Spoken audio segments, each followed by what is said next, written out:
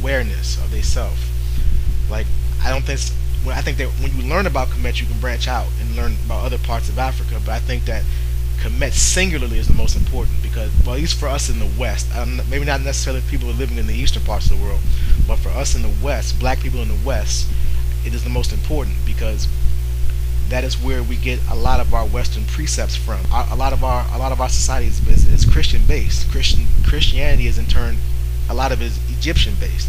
So you need to understand that, and it's very empowering to understand the roots of your world that you're living in now. Because a lot of times in school we're kind of taught that, you know, sciences and architecture and studies of this nature come from like Greece, you know. So when you come to find out that the Greeks actually learned from the Cometians, and then you learn what the Egyptians are about, then that empowers you and breaks you out of the matrix. It makes you, in my opinion, it makes you conscious.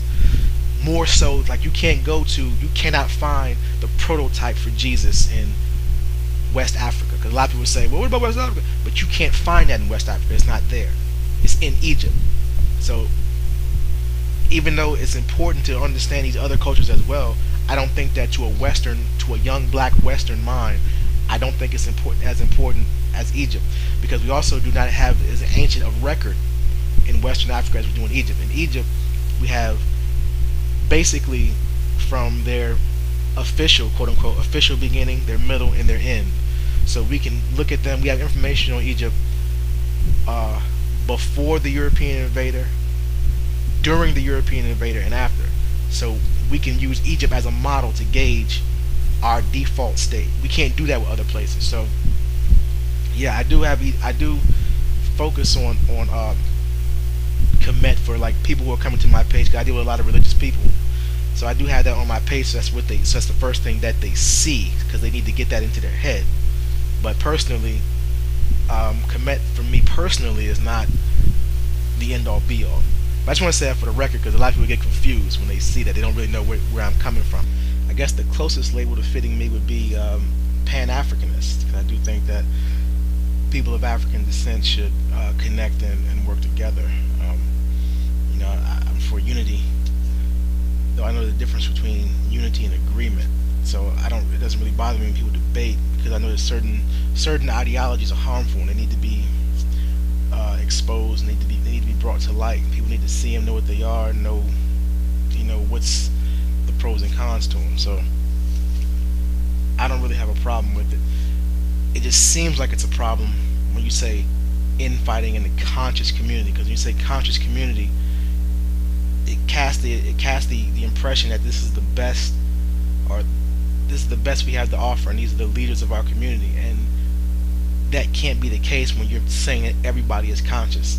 You got to save that for like a select few. If everybody's conscious, then it makes it seem like we're in even worse shape than we actually are.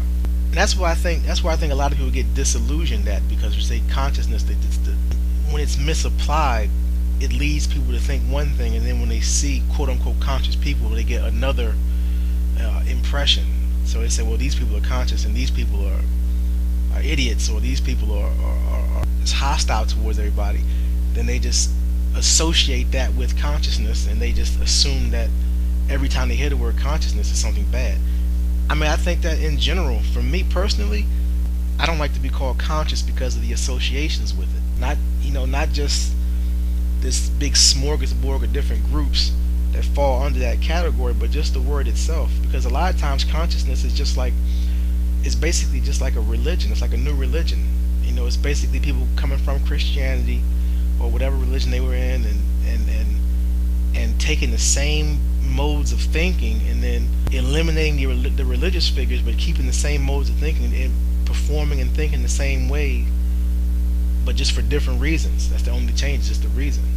So you see some people, it's like when they become conscious, it's almost damn near like they didn't join the priesthood or something. I mean, they basically just eliminate any kind of, entertaining activity out of their life. I've seen people that used to drink and then become conscious, and all of a sudden they're like, well, I don't drink alcohol anymore because it alters your mind. Well, yeah, it does alter your mind. That's the whole point. You don't drink looking for the taste of it, but it's like their new religion. So then in their new religion, it's a sin to sip a little vodka every now and then to have a good time. Like, being conscious means you're not supposed to just chill and enjoy yourself.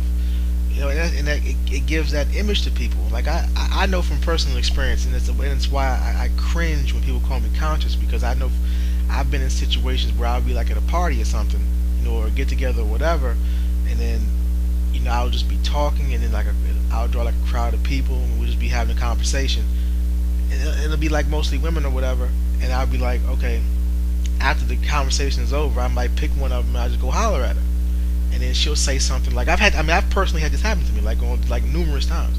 She'll say something like, oh, you're so conscious. I didn't know you'd be into stuff like that. I'm like, stuff like that, like because I'm quote unquote conscious, I'm supposed to all of a sudden not like pussy? I mean, what? If that's part of the job description of being conscious, I'm handing my resignation immediately. I've read a lot of books, I've studied a lot of subjects, but I've never come across anything that has turned me into an asexual being by any stretch of the imagination. I don't know what other people are reading, but I know. See, when I had that kind of thing happen to me, I didn't really understand it at the time, because it wasn't really until I came to YouTube that I got really exposed to the whole quote unquote conscious community, and all these different types of people who are supposedly conscious. Now that I've been exposed to it, I kind of understand why they would act like that, because that's the way conscious people are, so-called conscious people are.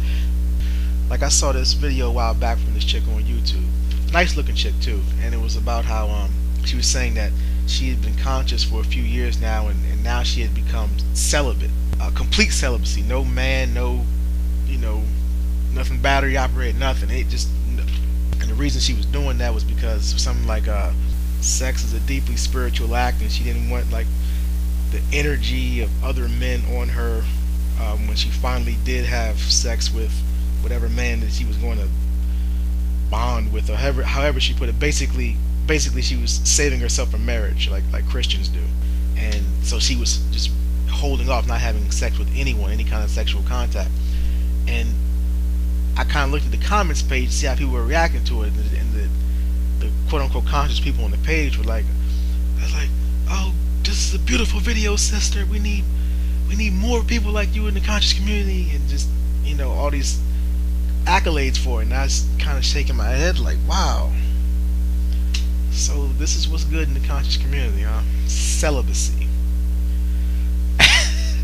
So it's like, I mean, sure, I agree that sex is a spiritual act, and that's fine, but you can't over sanctify it to the point where you don't even have it.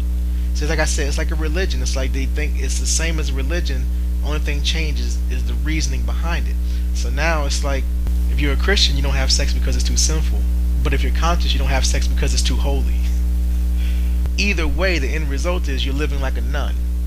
Now, yeah, sex is a very spiritual act, and there can be some benefit in abstinence if you're doing it, for the right reasons in the right way. Like if you're abstaining, like as a form of discipline, and to gain mastery and control over your body and your urges, then yeah, that can be a positive. But if you're not having sex just because you think it's too sacred, then you're losing perspective, because yeah, there is a lot of there's a lot of spiritual energy in sex, and it is very special. It can be very sacred, but you got to keep it in perspective. People have sex every day.